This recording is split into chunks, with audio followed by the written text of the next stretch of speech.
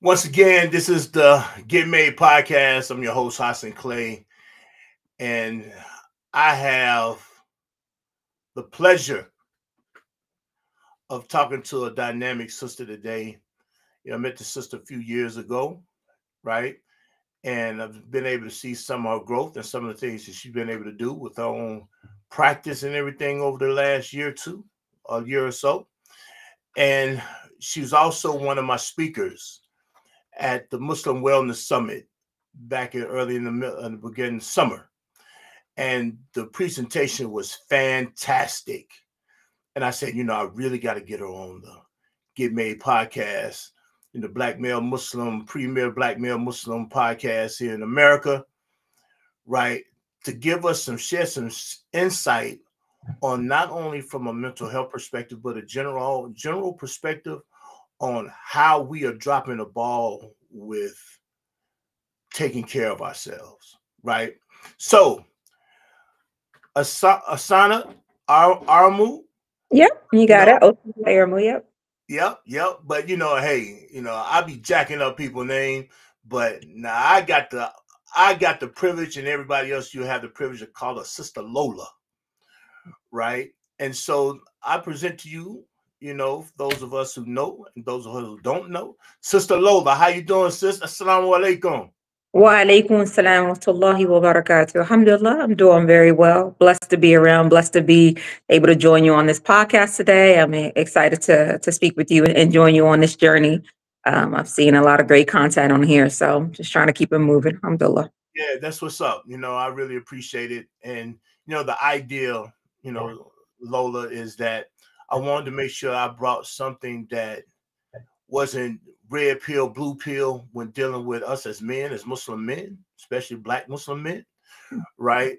And that it just dealt with truth on shining the light on us, right? And how we can be better individually and as husbands, as fathers, as brothers, as community leaders, from a wide perspective. How do we look at us, right? And if you remember, part of where I came from with the Muslim Wellness Summit, that I was looking at this thing from 6 areas: spiritual, intellectual, mental, emotional, physical, and social, right? Because for me, this is where the life of the human being lives. We live in these 6 areas, right? And so some people say, well, money, you know what? Money gonna come and go. But 6 areas here that's gonna stay with you consistently, right? And so you being here today, I want you to be able to introduce yourself to the audience and give them a little bit of background about you. So, as Brother Hassan said, my name is Osanat Aramu. I do go by Lola most times. I am owner of Dua Psychiatry and Wellness. It is a psychiatric practice, mental health practice, that operates in DC and Maryland. So I see people located in both areas. It's a very small group, intimate group practice, and we focus on men's health, women's health, adolescents, in the scope of medication management. So, we complement therapeutic care. But when people need a bit more support, right, dealing with depression, symptoms of depression and anxiety and bipolar, mood disorders, anxiety, PTSD, insomnia, ADHD, we deal with a variety of issues. But we take an integrative approach, meaning we take a kind of slow, conservative, seeing if there are any underlying issues, use of supplementation and medication. But we help where we can, where therapy can't necessarily help, right? I always tell people therapy, takes a while. That's the reality of it. It's not a quick fix. Medication seems to be obviously a bit quicker. And so for people who need a bit more of that immediate relief, or therapy just hasn't gotten them exactly where they need to, and then need a little extra that's where we come in. Okay. So, and that's kind of especially for people in general, but I think for Black men, probably more importantly, right? That we are afraid of medicine. Now, and this is one thing that we do keep it kind of real here. Unless you're talking about that sexual organ, right? Well, we'll take a blue pill, an orange pill, a gray pill, or anything to do to come and help us in those areas there, right? But when we start talking about overall health, we shy away from pharmaceutical and realistic, non-traditional, if we want to call it non-traditional methods, medicinal methods, right? And so I'm hearing you say that you guys bring about in a couple of different ways, right? Absolutely. Yeah, absolutely. And so, and you're absolutely right. Most of our clients are women, right? You get men when I will say when the risk gets too great, right? When Mm-hmm. we're having issues, when it's affecting work, when it's really affecting relationships, right? And it's a threat in some place. If it's ADHD, it's I can't drive. It's affecting my work. I'm getting write-ups and all this different stuff. So that's when we typically will get men, right? It's really Mm-hmm. affecting the relationship as a father, as a husband, and all these different facets of their life, when it's like, okay, it's gotten to a point where I can no longer ignore it. And that's typically when men will come to say, okay, I need a little bit of help. Mm-hmm. Unfortunately, I wish it wasn't so. I wish they Right. would come earlier, because we can mitigate a lot of the challenges that they're going through. Right.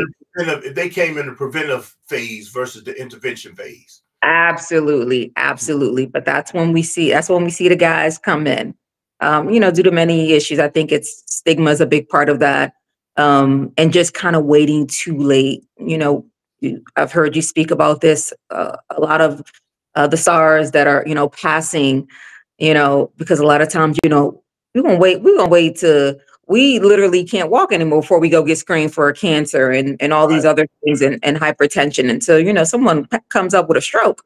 It's like, you don't need to wait. If you have a family history, people, you're seeing signs, other people are seeing signs in you, whether it's mental and physical, just go get yourself checked out. Mm-hmm. Go get yourself checked out. Yeah. So on the Get Made podcast, and I'm gonna back you up just a tad, right? On the Get Made podcast, we have what we call the Get Made podcast questions, right? Okay. It's 3 questions, right? That we normally jump into that lead us into the conversation. Kind of having the conversation now because I think this conversation has probably been one of the more important conversations that I've been having lately.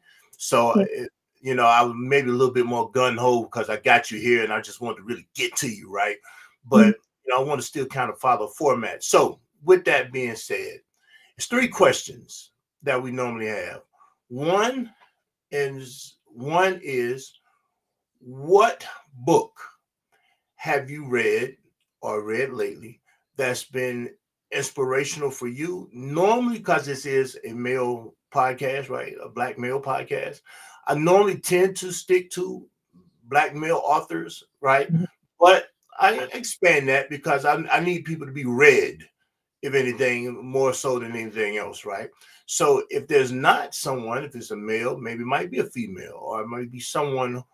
What book have you read that gave you some inspiration, or previous or even current? Oh. Oh man.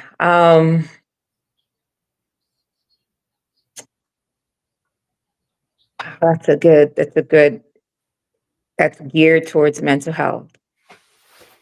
But it doesn't have to necessarily be geared towards mental health. It's just something that gave you inspiration, other than the Quran, other than the Quran, Yeah. right?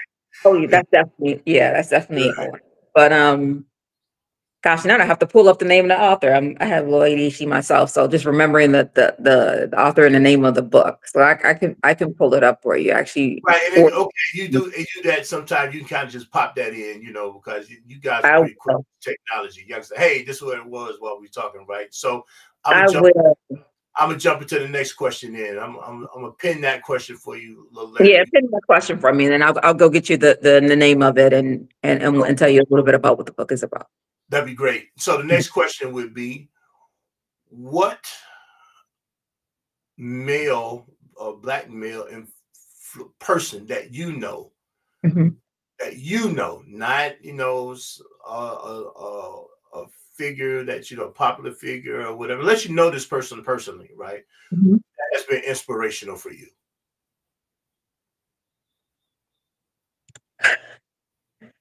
So a black male that I feel has been it's inspirational to me. I would say you're one of them. You're Oh one. wow. I absolutely would, because I see the consistency. Um, I've seen your growth through the years as well. I've seen the platforms you've put other black men on. I've seen how you've put mental health at the forefront. All right. And if that's my specialty, that's something that I admire strongly. Mhm. I've seen the transparency personally, right? Mhm. And on the platform of just kind of um, speaking widely, but just also personally, I've seen the transparency, and I've seen um, how you've allowed men to be vulnerable in that space, and encouraging others just to be like, okay, well, how can we be better men? How can we be better black men? How can we be better Muslims? Right? The conversation that I think is so much needed in our community, and that is often not spoken about, right? Not on a consistent basis. And I see you doing that consistently, and I think that that is very admirable. So I would definitely put you on that list. Wow, thank you so much. You know what I mean? I really appreciate that. You might have been the second person that kind of gave me them flowers like that since I've been Yeah, doing it. absolutely. Right. So, Absolutely. I mean, it's been years. And so a lot of people will do something, kind of fall off, but you've been consistent. You've been consistent. So, well, I appreciate that. And the reason even though we're starting this podcast, it's not about being anti anything, mhm. more about being pro. I mean, I have to talk to somebody who looks like me, Yeah. right? And because sometimes the person who looks like me is not being talked to, Yeah. talked at, or talked down to, right? Mhm. But not talked to, right? And it is not, trying to establish some type of false pride or anything. This is how we can do better. I'm not saying everything ain't wrong with us, but this is how we Mhm. can do certain things better, right? And Mhm. so this third one is going to tip us back into our conversation and looking at the state of manhood, black male manhood, if you will, and the dealing with pharmaceutical, non-traditional medicines and general practice of medicine, right? Uh, Mhm. what is your idea about it right now? What is my idea on the state of and men and how they approach Mhm. kind of traditional versus pharmaceutical? No, Is that what you're? traditional and pharmaceutical, non-traditional and pharmaceutical, both of them. Really, God, not I mean, I ain't gonna leave my situation in there, but I think it's both of them are relevant, right? Oh, we So, are. Yeah. so what is your idea of the state of how we dealing with things right now, or where we are in that right now? To be honest, I feel that, and I'm going to specifically speak about men Hmm. and black men, right? Hmm. I think that we tend to be more open towards non-traditional, right, supplementation and things like that, Okay. um, and very hesitant towards the using pharmaceuticals, right, Okay. actual medications. Whereas I feel that we should not count out any, right? They both complement each other oftentimes, but you have to know when to use what situation, right? A person who is a borderline has borderline hypertension, right? Their blood pressure is typically 130s over 90s, right? Hmm. They may be able to get away with herbs and the D herbs and all of these different type of things. But if your blood pressure is consistently at rest, running 150s over almost 100, Oh yeah. herbs are probably not going to be your first line. They probably should not be your first line, right? Right. Because like the way I compare therapy to medication management, herbs oftentimes take a little while to work. Mm-hmm. And they work with lifestyle changes. Lifestyle changes are not immediate. Let's just Right. be honest. We don't start going to the gym 3, 4 times a week starting tomorrow. It just doesn't work that way. And so you have to be able to be honest and transparent with yourself and with others to say, okay, well, maybe I will need medication right now, but my goal is maybe not to be on medication. So what steps do I need to take not to be on medication, whereas maybe I can just use herbs in the future? So having that, um, that real conversation and knowing, okay, when I can use both, but you're only going to know that if you speak to someone who is qualified, not speaking to John the neighbor, right? Not speaking to grandma. You're going to speak to a healthcare professional to see, Mm-hmm. okay, when are both of these appropriate? How do they complement each other? And what are realistic expectations? So I think, to answer your question again, is I don't think that we consider medications enough. I think oftentimes we don't even really consistently consider supplementation and traditional methods. All right. So having that real conversation is I think essentially the first step. Right. Yeah, because I won't lie to you. I believe, and I'm trying to stop using that phrase because nobody should be lying in the first place. So why should I have to claim that I ain't lying to you? Right. But the idea that someone is going to then just be gun ho about using, more non-traditional, more non-pharmaceutical situations when they haven't been doing anything. Mm-hmm. And they say, well, I just don't trust in this, so I just rather, because everything come from the earth, Allah gives us in the earth, and you hear the whole spill, right? Yeah. And a lot of times, are you truly going to commit to that, right? Right. When you've been for the last 40, 50 years, been eating McDonald's twice a day, Right. 5 days a week. You know what I mean? Or something to the equivalent of that. Mm-hmm. Right? Are you now just going to sit there and say you're going to commit to a salad? You know what I mean? An ashwagandha. You know what I mean? Right. A more holistic approach at this point when you haven't been doing it.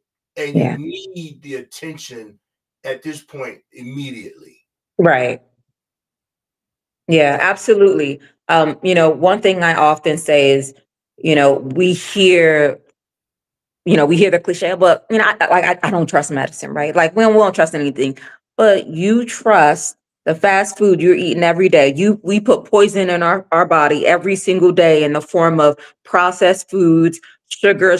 I mean, we can't even speak enough about sugar, right? Because that's the number one drug. But we put all these things, but yet you don't trust the medicine. Mm-hmm. But you trust every other Kellogg's brand. Right.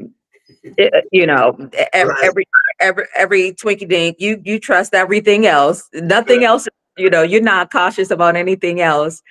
But the medicine, the blood pressure medicine, that's where we put our foot down, right?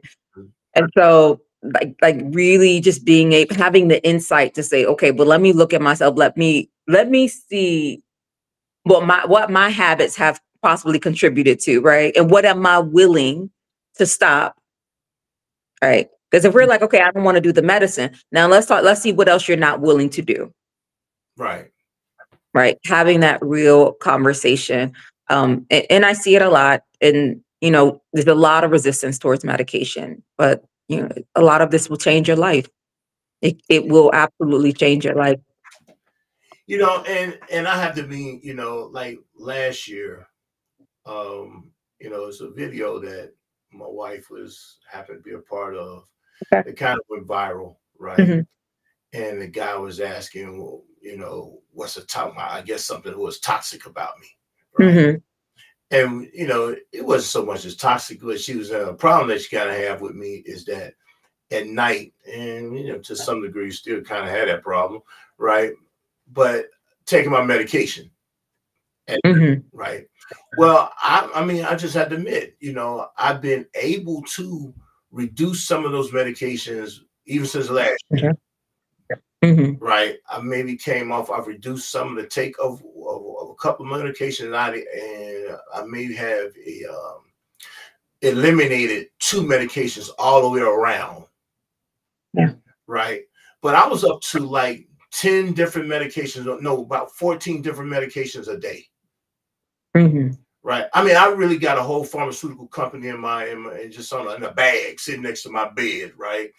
Mm. And so, it was one of those things where a pill, I was more reliant on a pill than actually doing Wow. some of the work. Yeah. You know what I mean? At one time, I wouldn't Mm. even take the pill. That's how I got in the problem in the first place. Mhm. Right. Then I said, okay, I'm gonna commit to taking these pills. Right. And so I Mhm. took the pills, got some moderate lifestyle changes. It wasn't, a whole, maybe instead of having 2 plates, you know, I reduced myself to 1 plate and then portion Yeah. size. Right. And Yeah. so now that doesn't mean I cut Chick-fil-A all the way out, but I don't go as much as Mm. I used to go. Right.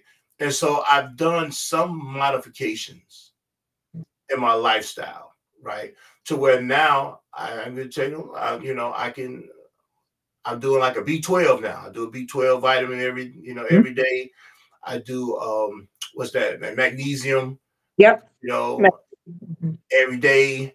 You know what I mean? I'm doing certain other supplements now that has also helped me, but my body has gotten to a point to where it can take the supplements. Mhm. Right. I say that to say this because I just started a juicing program within the Mhm. last couple of days, right? And the brother who's got me started, I mean, he's like 63, dude's Okay. like crazy, you know what I mean? He's like a rock hard guy, you know what I mean? He's like 63, benching like 400 pounds, you know what I mean? He just, he's done a lot of things. He said this is how he's doing it.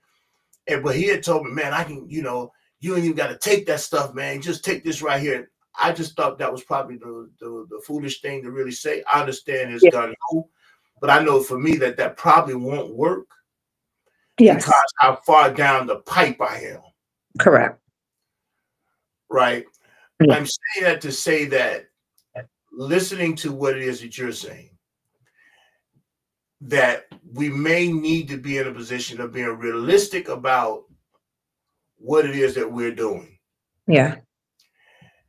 How do we then, what is the message that we have to continuously give our men to get them to see that, you just can't think it's going to be a pill and done, or you think it's going to be something Yeah. therapeutic and done, that this is a whole program, a whole treatment plan that Yeah. you have to commit to. Yeah. What is the message that we're missing as a professional? What is the message that we're missing given to the people? You know, look to those before you, right? Mhm. Look to those before you. And I think we all know someone, either personally, probably really personally. And if not, we know someone through some distance that they made the decision too late, right? They're in a hospital, they're on dialysis, they're having all these issues and they've had a stroke, and that's when they want to start changing their lives. And these things are not just happening when people are 60 and 70. The reality is I'm seeing more and more of these people having these strokes and these conditions in their 40s, in their late 30s, Mhm. which it, we weren't seeing that before. So the reality is you don't live for just you. So when you have your wife and your sister and your mom saying, hey, you know, prioritize, take care of your mental health or take care of, your blood pressure. Blood pressure is a really big thing for me, I think, for hypertension, because it is the silent killer for men. Mhm. Um, but even mental health, because a lot of mental health conditions, they are linked to cardiovascular events and disease, right? And it could be because with these diseases, we don't take care of ourselves. But Mhm. if you realize you are not living for just you are living for, one, because Allah subhanahu wa ta'ala says to take care of yourself. Your body, right, does not just belong to you, Mhm. right? It is a gift, right? It is an amana. So it's like that. And if you have kids, being there, being able to be there for your kids, for your parents, being able to be there for your parents and for your wives, right? Mhm. We live in a very selfish society. And the reality is we all are selfish to some degree. That's just the human nature.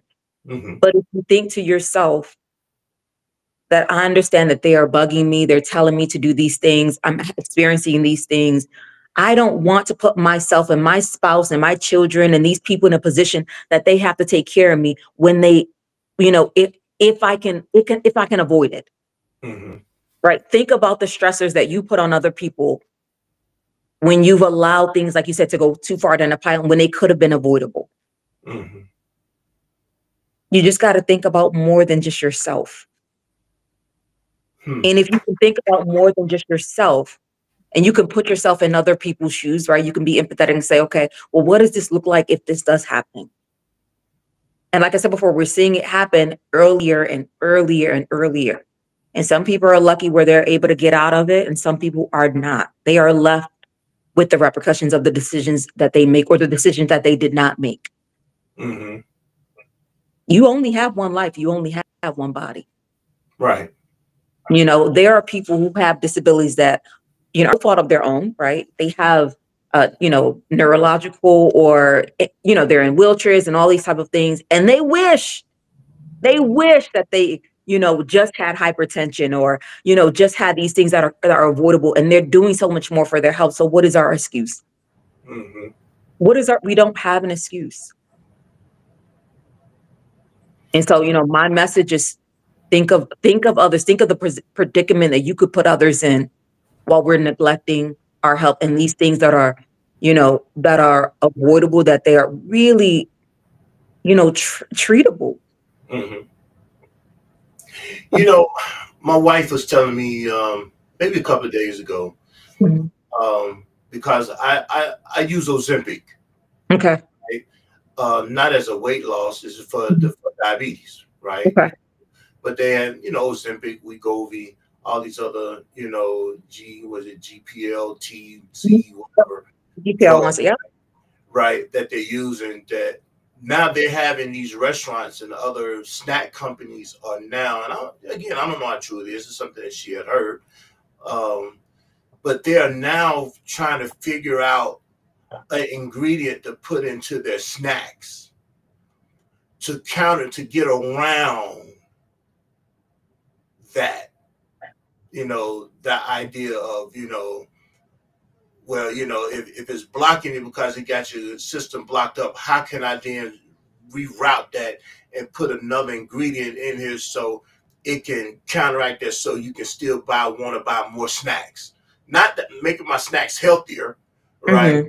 But so you can continue to go buy those Fritos, you know what I mean? Hmm.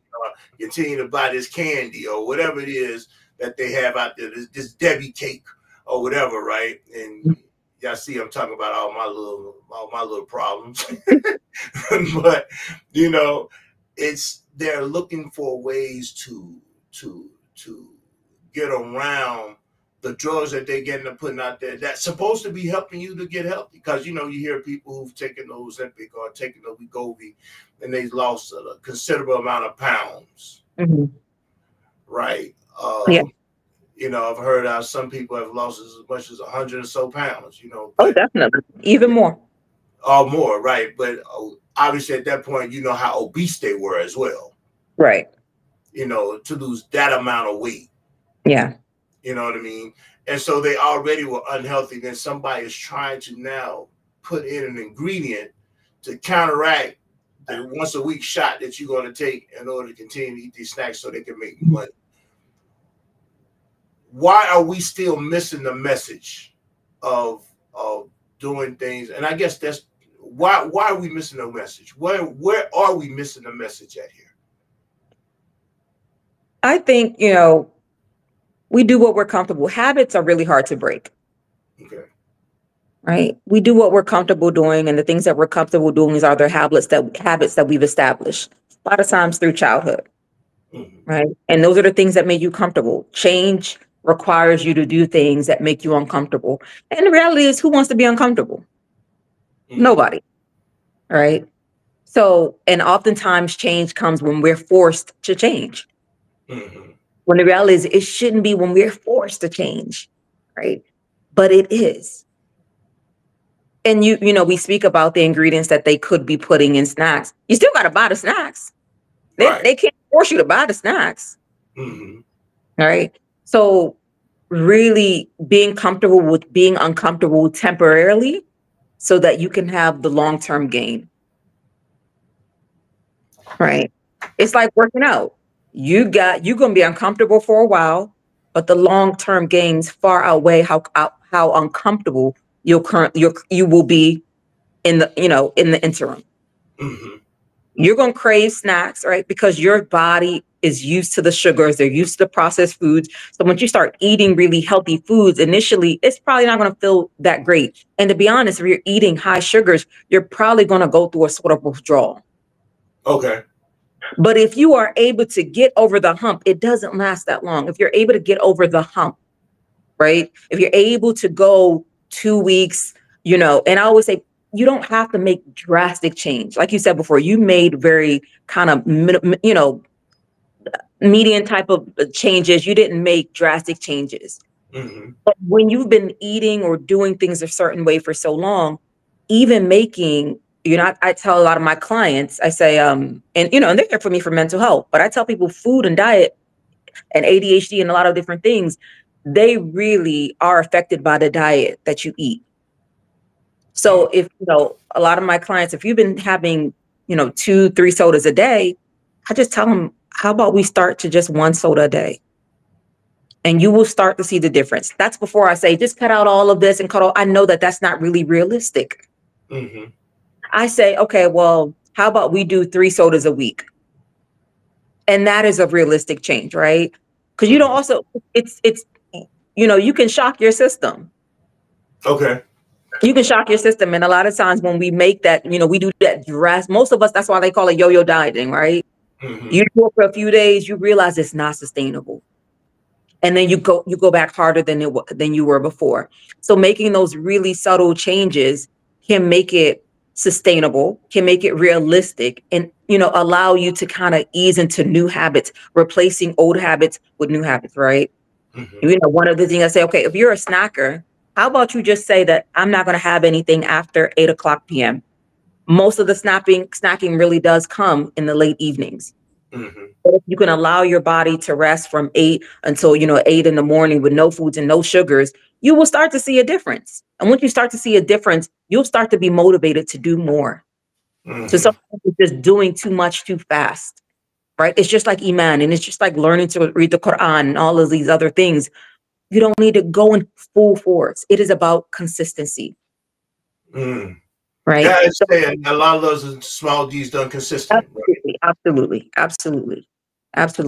So, having someone that you're accountable to, Mm-hmm. right? So like you are being accountable to all of us because you are telling us what you're doing. You're telling us about your challenges. You're not keeping it to yourself, which is great. Because then we can say, hey, brother, you making sure you're taking care of that. You're not doing this. You're not doing that. Mm-hmm. Myself, I'll tell you, I'm on blood pressure medicine myself. Mm-hmm. And I remember seeing my doctor last week and I said, well, I've lost a lot of weight, so I should be able to come off. And she says, well, your resting heart rate is pretty good. It's not too bad. It's about maybe 130s over 80 something. Mm-hmm. But the realization is you're not resting all the time in your life. You're up and about. So if this is your resting heart, blood pressure, then what is your blood pressure on a daily basis when you're up and doing things? Right. That is when you're full flow, right? When you exactly. Nobody is just sitting on a couch all day. And that is when you're taking your pressure, right? When you're relaxed and everything like that. So, and you have to realize that over time, even moderately high blood pressure will damage your arteries. So am I going to risk that over taking a pill? So yes, I was able to lower my dose to the very minimum, right? But I'm not going to risk that. I got kids, right? Right. I have kids. I have life to live. I'm still young. Mm-hmm. Let me go ahead and just take I'll be fine. If this is the only thing that I have to, then alhamdulillah, right? Alhamdulillah. So, being able to take, look at it that way. If this would be different if I was in my 20s and that was just me and, I resisted for a little bit. but I'm Right. not. There are more people relying on me at this point. And Hmm. so, again, always thinking back to it's not just you. It Right. is not just you. Make So the small. we really have to get away from more of, if we look at this thing on percentage, and I Mhm. like doing, because people always, yeah, I'm using the words always here because I'm getting ready to say something. We talk about absolutes, Yeah. right? And we use words like always, never, things of that nature there, right? But what we really are saying is things based upon percentage, Mhm. right? I think the use of language is just kind of jammed up. We have a meaning behind what it is, we have a thought behind what it is we're saying, right? Yeah. And so if I then use absolute words of absolute, I'm really talking about a situation percentage. Why am I saying that? If I am then saying that I want to reduce the selfish tendencies, Mhm. will I completely just reduce them? Will just eradicate them all out? No, because even my praying has some selfishness to it, because I want a lot of people to look at me favorably. Yeah. Right? So there is some selfish tendencies in that. Mhm. Right? Now, it's not to the exclusion of someone else. It's just, I just want to be seen favorably. Right? Mhm. So, but now if I'm looking at the idea, and which I think I'm hearing you say,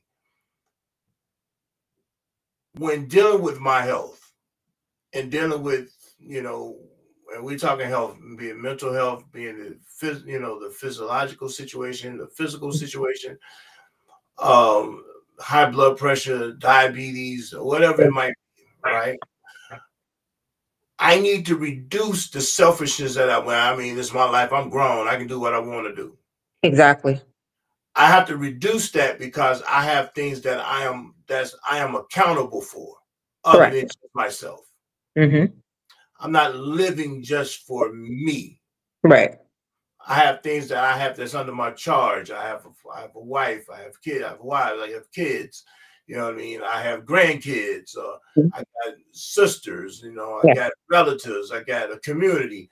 These are a lot of things that really I'm accountable for. Correct. So I have to then look at myself in a way that says, you know what? I got to do something that really allows me to be here to give them the best of me as I try to give me the best of me. Absolutely. Okay. Yeah. Absolutely. And you asked me about a book, and I believe his name is David Goggins. Is that Okay. his name? David Goggins. I know he has a book out, and I've been reading that, and I can't remember the name of it. Oh, The title of it. Mm-hmm. yeah, the title of the book. But he speaks a lot about where he comes from and how he was able to kind of defy odds and the changes he made and why he made the changes and the bigger picture thinking, right? And you essentially being your own worst enemy, right? I always tell people things start in the mind, right? Mm-hmm. However your mind is, wherever your mind is, everything else will follow. Right. So, you hear a lot of people say, well, I know I'm not going to get, much better than this. Then that's exactly what's going to happen. You're going to be right. That's exactly what's going to happen. If you're like, okay, well, I know I can get in the best shape of my life in 6 months. You probably will get in the best shape of your life in 6 months. Right. I can't make it on time. So it's like, why even, well, you won't make it on time. The Okay. mind is very, very powerful. So if you tell yourself, you know what, I'm going to take my medicine every day. Right. And yes, occasionally you probably are going to forget, but essentially, if you tell yourself something, a lot of times that's exactly where your actions will follow. That's where the trajectory of your life will follow. Hmm. Right. So really starting in the mind, right? Starting in, the power of the mind, inshallah, right? That this is where I want to be a year from now. These are the actions that I want to take, right? Nothing is going to be perfect, obviously, Hmm. but you'd be surprised at how just kind of speaking that truth and whatever, because I think subconsciously when you speak negative thoughts, the actions that you do just kind of trickle in that way, and they just kind of lead you towards that same trajectory of where your mindset was anyway. Hmm. So I think first, just having that mindset of where you want to be, what type of, do you want to be a person that is, you know, um, compliant with these things? If you want to be a person that is active now 3 times a week, if you want to be a person that is not on medication, that is not, your actions will follow those exact same, will follow right down that trail. Hmm. I mean, and that's a point, because you're gonna, if you're telling yourself, well, I see where we lie to ourselves a lot like that too, right? Because if I'm telling myself I want to be better at this, but then Hmm. don't put the work in, Hmm. right? And you make me think of, a question was asked to me this week. But I know, like in the Christian scripture, it says, work without faith without work is dead, right? Right. Then they're saying, well, what would be the equivalent of that from a Muslim point of view? I said, well, I don't know, but I tend to believe when we say "Illa Latina aminu wa amilu solihati," right? Hmm. When I go to think of belief, then I say they're righteous good deeds. If those things are connected, then how can that not be, Yeah. maybe even more than the equivalent of that in a sense, right? Because at Yeah. this point, this is the speech of Allah saying this, right?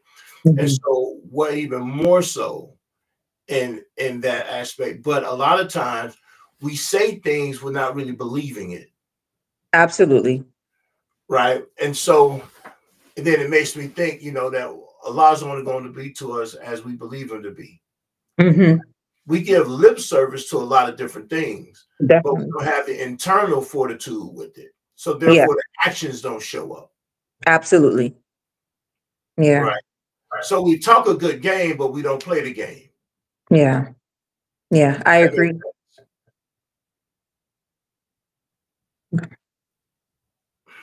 And so then here's one, because I'm hearing you say this right here, and it's in that it's okay.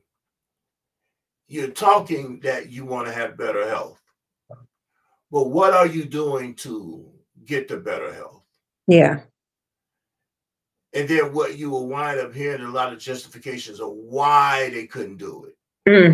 Hmm. Hmm. Yeah. You know, well, I had this going on. Well, I got this. I'm so overwhelmed with this. And Hmm.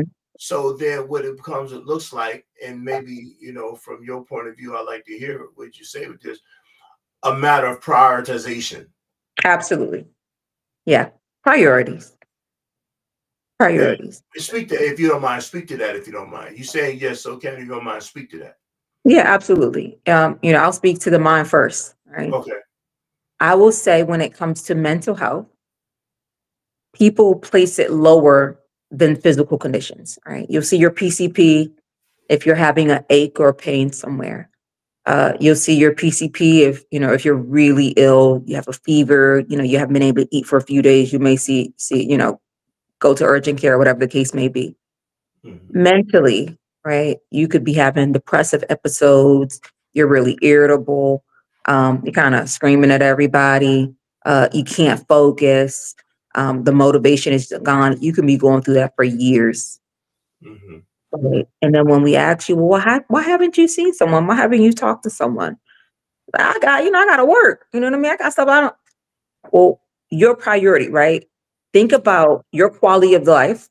And again, not just you, the quality of life of those surrounding you Mm-hmm.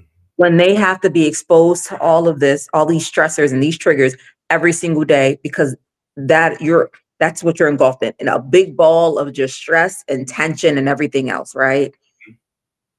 Because you don't prioritize your mental health over everything. And the reality is, without your mind and your heart, but your mind takes priority over many different things because you cannot give the best of everything without a sound mind. So people will miss their appointments, right, for their mental health. You won't miss your appointment for your primary because you know that you probably won't be able to be seen again for a few months because the schedule's tight. Or for Right. your mental health, you stop taking medications, you stop coming to appointments, you may, all of these different things. Oh, I'm so sorry. My apologies. And so you'll do all of these things. You'll avoid you avoid bettering your mental health because it is just not a priority to you. You'll Mm-hmm. wait until people are like, I'm either going to leave, you're going to be fired from your job, when it should have been a priority in the first place. Mm-hmm. Because your quality of life is so much better when you take care of your mind. Mm-hmm. And the same with your body, right? You'll say, well, I've heard this before. I mean, I had to go to work. You had to go to work rather than take care of your kidneys? Mm. Like you had to go to work? Like, let's just be honest. It wasn't the work. Right. Because if it was something that you wanted to do, that you felt would benefit you, you would not let work be an excuse. You would have taken off sick. You would I, have found I know many people take off from work just to go on, go to a concert, absolutely, go to a show or absolutely something, right? Something that really, but they prioritize that over work. correct. When it came to a health situation, going Correct. to, I ain't got time to go to the doctor because I got to be at work. Or I I got to got do, I you. got to take time off from work and all Yeah. this old type of stuff here, right? I'm Yeah. dude, I ain't telling a lie. Sometimes I had to even get at my own wife with that one. You know what I Yeah. mean? And Yeah. and once upon a time, she had to get at me about it. You Correct. know? We all of us. We're Mm-hmm. all guilty of it. Mm-hmm. Right. But when you know better, you do better. Mm-hmm. For We sure. wait. What do they say? Take advantage of your health before sickness, right? Exactly. Five Take your before five. Exactly. That's a hadith, and that's a authentic hadith. To take but we're still five waiting. before five. Right. Yeah. But we're still waiting. What are we waiting for? What are we waiting for? Like, why are we waiting to be sick? Why? When you can live so much better. Right? Prevention is better than cure. Right. Get yourself checked. You have a family history of certain things. Get yourself checked. You have a family history of hypertension or diabetes and things like that. So when you're younger, you make better choices. If you already know that you're predisposed to certain things, Mm-hmm. why wait till you get it? Mm-hmm. So, what is it that I give us? As we kind of begin to wrap up a little bit here, what are some things that we can do in order to be better at, prioritizing our overall health, right? To have a better quality of life. hmm I think just one, surrounding yourself with people that you know that do take care of themselves and prioritize health, right? My family's from Nigeria, and they always say, if you, and you've heard this saying, I'm sure, but if you're around four bank robbers, you'll be the fifth, right? Exactly. So Mm-hmm. if you're around four people that prioritize their health and they're always talking about going hiking and working out and eating certain things, then you will be the fifth. So Right. surrounding yourself with people who prioritize their health. If you just same way, if you're around people who always like to go out to eat, and that's how you guys should, they're always going out to eat a couple times a week, you're gonna be the fifth. You're Mm-hmm. gonna you're gonna tag along right around there. So being around people that prioritize their health, and really all you need to be is around one person constantly that is always working out, and you will start to see that just kind of you'll start to feed into that lifestyle. Mm-hmm. So exposing yourself to that and seeing how people benefit from the decisions, the changes that they've made is one. Having the honest conversation with family about, okay, well, what does run into the one in the family, right?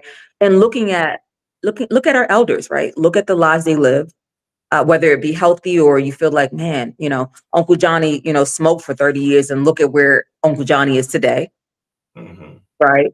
Or, mom always took her herbs, mom always took her medicine, and look how she's still taking walks at the age of 85. Mm-hmm. Right. Look to these people and look at how their decisions have shaped who they are today and have Mm-hmm. those real conversations. And really, I always say, just test yourself. Give yourself a week. Say, you know what? I'm not going to drink sodas for a week. Mm-hmm. Right. Give yourself periods of allowing, I say, even for meat, right? I think everything in moderation, But even tell yourself, challenge yourself, challenge your, that's what we are. We are resilient creatures.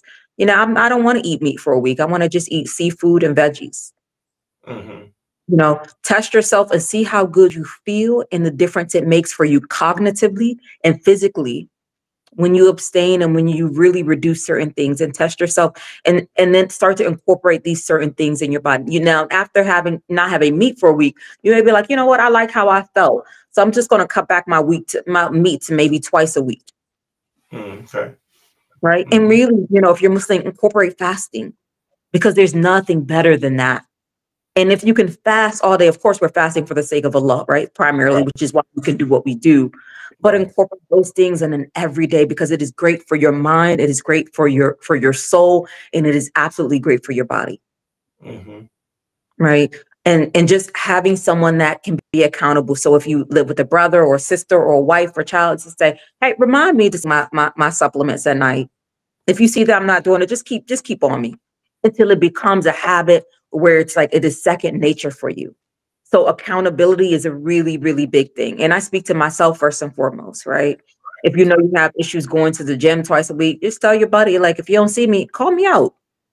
Mm-hmm. Call me out. When you're going, let me know.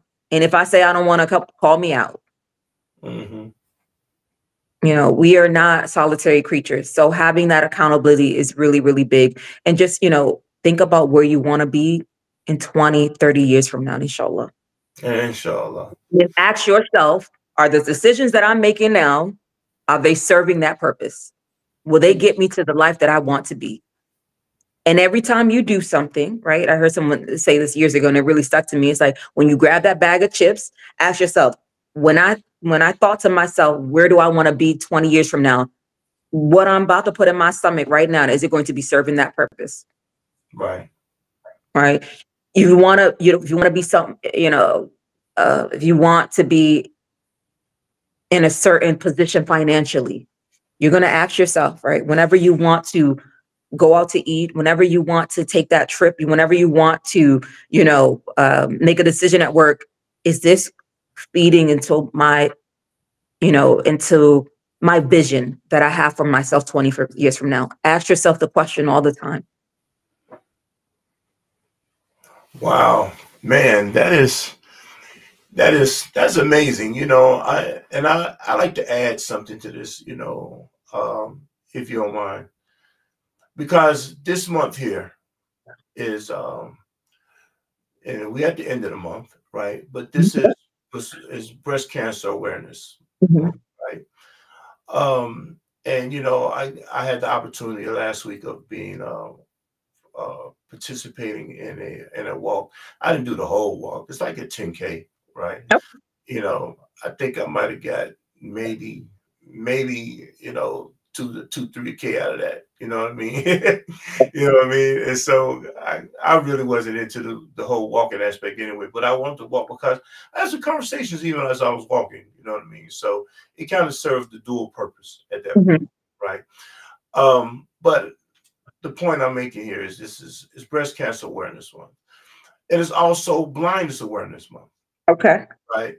So I think that, both of them are actually kind of dear to me because, I've had a few breast cancer survivors and cancer survivors in my family. And of course, me being blind, obviously that's something, but that's something that's dear. Right. But I want us to understand something. When the month is over, just like the month of Ramadan. Yeah. When the month is over, don't mean we forget the lessons that's learned during that month. Absolutely. Right. And how do we continue to keep the understanding and the momentum of being in that month and being at a heightened awareness, a heightened sensitivity to it, and things of that nature there that, is very stimulating during that course of that month. But how do we maintain some form of stimulation for these other 11 months? Right. And that's one of the things I also want to be able to talk about and make sure that we, and dealing with our health, when we, and I think you brought something very important here when saying, hey, I'm gonna stay off this meat for a week. Right. Then I'm gonna reevaluate reevaluate myself or evaluate myself at the end of these 2 weeks or whenever I'm doing it, and see how I felt and things of nature there. And okay, I felt good. You may not be at the level that you were when you was in the throes of it, and the Yeah. sensitivity, the high, and things of nature there. But the remembrance of it is Hmm. important. So although you may not be, like I said, I think you might reduce it to maybe you might be eating 2, 3 times a week with meat, Yeah. and you eat a lot more vegetables, or you're doing a lot more pescatarian style meals and things of Yeah. nature there, right? Where you're doing things along those lines there. Doesn't mean you have to go pure vegan, Correct. right? And I think that's one of the things that we get an all or nothing mentality. Yes. You know what I mean? And there's a line in between all and nothing. There's a lot Correct. in the middle of that, Oh, yeah. you know. And I want us to remember the middle of that, Yeah. you know. And even if you fall off, you have the opportunity to redeem yourself and bring it back to kind of Yeah. get back on track. Absolutely. And I think as sometimes as men, I think it's easy for us to dismiss it. And I think this is the point that I wanted to make sure and bringing you on today as a reminder. Stop dismissing your health. Hmm. Yeah.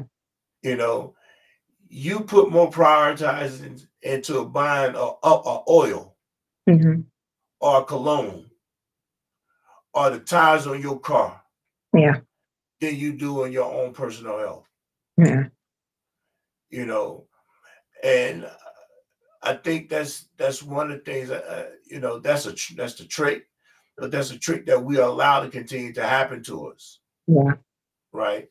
Hmm. And I want I want people to be able to, in the DC and Maryland area, how can they contact you, Yeah. right? Um, if they are, and two, to each his own how they think it is, Yeah. right? But stop making a situation where, because this is a woman and you want a male doctor, or it's a male doctor and you're a woman, that then you don't make efforts to do anything. Hmm. Because again, I'm not saying people shouldn't have their preference about who they want to be as their primary or their provider, but I think that is one of the other tools that catches us. That we're going to the grocery store and deal with the male clerk or the female clerk, but we won't go to a health provider. Yeah, Yeah. so I just think we do a lot of backward stuff, man. I'm gonna call it for what it is. Is it, man? It makes no damn sense to me. It really just baffles me. Like you will walk into a store having to deal with I have to walk into the store where you also have to walk into a provider, a healthcare provider. Yeah. Have the same intentionality. Hmm. Right? Have the same intentionality. If you saying you can only see a woman, there's a zillion women. If you only can see a man, there's a multitude of men. Yeah. Find one. Yeah. Quit using these excuses of Hmm. why, because I'm telling you, dying has no excuse. It ain't Well, telling you, well, yeah. death ain't giving the excuse of, well, he got 5 kids out there. Hmm. He need to be there for his kids. Yeah. The angel of death got no respect to that. No. You know, and you killing yourself when you ain't taking care of yourself.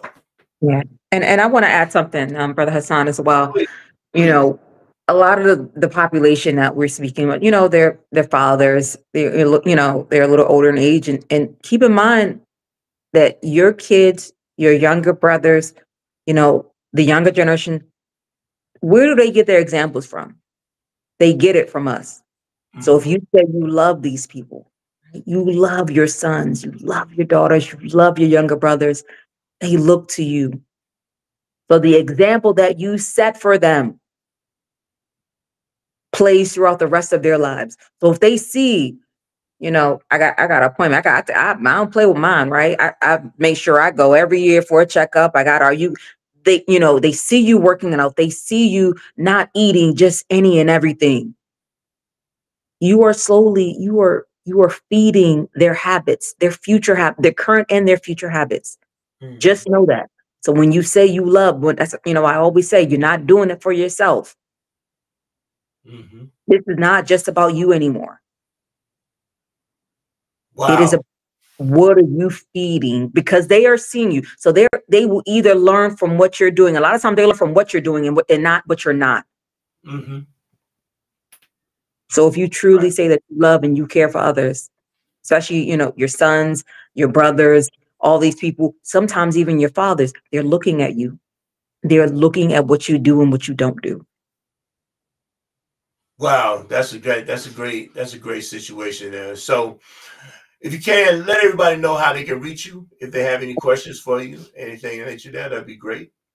Absolutely. You can visit me at Dua Psychiatry and Wellness. You can also visit us on Instagram at Dua Psychiatry and on Facebook, Dua Psychiatry and Wellness. You can shoot us an email at info@Dua Psychiatry or Wellness, or you can give us a call at 240-886-1366. Again, we are an intimate group practice. Our specialty is medication management around mental health. But, we're here as a resource for you. So however we can help, we will. Wow, that's great, and of course, being a part of the Get Made podcast family, I hope that you would, be open to coming back and sharing some more of your expertise, you know, Absolutely. and we have to keep these resources, y'all, Mhm. and we have to tap into them as well, Yeah. because if we don't, you know, we only have ourselves to blame, Absolutely. And you're for you're sure. just one decision away from a different trajectory. So always remember that. Well, for sure, man, that's great. I'm gonna use that as a real one day too. So thank you. Mhm. I ain't You're right. forget that one. Make sure we mark that one down. You one decision away from a different trajectory. So I like that. So everybody, thank y'all for tuning in this week. We broadcast every Monday at 7 p.m. on YouTube and on Facebook and on Hasan Clay. And you can find me and follow me and connect with me on all platforms and a Hasan Clay experience. That's experience without the E, right? And I am thankful. I am thankful. I'm thankful for all that tune in and some of the kind words and the great words that y'all get encouragement. It'd be amazing, Lola, the people you talk to who will tell you about your podcast. They'll never comment on none of your stuff, right? But they'll tell you about a whole podcast that they watched about it. And they Yeah. tell the truth because they start telling you stuff in the podcast. You know what I mean? And so, and I take that too, you know what I mean? Because it's just about the information at the end of the day. It ain't about Absolutely. the likes and all this old type of stuff here. It's about, are you getting the information? That's what Yeah. can give me the consistency to come up and make sure that we do it, because people like that are continuing to let me know that they're checking us out. Yeah. So by all means, please continue to connect with us. Um, Maryland, Delaware, those who are around the Delaware area, East Coast area, New York, New Jersey, Pennsylvania, Maryland, DC, DMV, will be in Delaware on the 7th and 8th at with the Muslim boot camp, the marriage boot camp, where Imam Shadid Muhammad, Sister Dr. Rashida, Dr. Nisa Muhammad, Sister Michelle Renee Davis, Imam Akil Ingram. We're going to have 2 days of some good stuff for those who are married, those who are looking to be married and want to know how to make a marriage work. Also, with the idea of trying to get off of some of these marital websites, because you ain't doing nothing but playing games with each other on them websites. Mhm. You're on 4 or 5 different sites with 4 or 5 different profiles, kicking Mhm. 4 or 5 different people. I'm gonna tell the truth about you. You know what I mean? You're playing games. You ain't looking married. You're getting a validation on something that really marriage is supposed to give you the validation. You're playing games. So we want to get you guys come through. Hopefully, y'all come through. Y'all hear some good stuff, showing us how we can do something different. By all means, those of us who are married, who looking to pipe up our marriage a little bit more, learn some more skills and tools. You know, one thing that said, Lola, I share this with you in the Mhm. podcast. If marriage is half your deen, Yeah. it should be half your education. Woof. You know, if marriage is half your deen, Yeah. it should be half your education. Mm. I want y'all to bite on that and marinate on that a little bit, because you know it ain't. So that's why we have these things out here, and that's why we try to push these programs out here so we can kind of fulfill those situations. So of course, Maryland, and in Maryland, in Baltimore, uh, the Winter Conference with the Rauda Islamic Community of Delaware, they're having their Muslim conference, the Winter Conference. I'm gonna be a presenter at that as well in December. I forget the dates. It's around about that coincide with that Christmas holiday weekend, something like that, right? And so we're going to be in Delaware for a couple of days. You can go to Rauda, the website at Rauda, or email Shadid Muhammad, email him, whatever he can, to get better information. You know, we're going to be there, just putting this out there. And so with that, by all means, if you want to holler at me, you can DM me, hit me on any of these DMs or these inboxes or whatever they call them nowadays. You can reach out, and I definitely get back in touch with you. And by all means, you know, let's keep this thing going. You know, Sister Lola, thank you for being, you know, sharing some of this great information that you shared with us and imparting your knowledge with us. My And pleasure. we're going to see you guys next week, 7 p.m. on Monday. All right. Inshallah. Assalamu alaikum wa rahmatullahi wa barakatuh. Wa alaikum salam wa rahmatullahi wa barakatuh.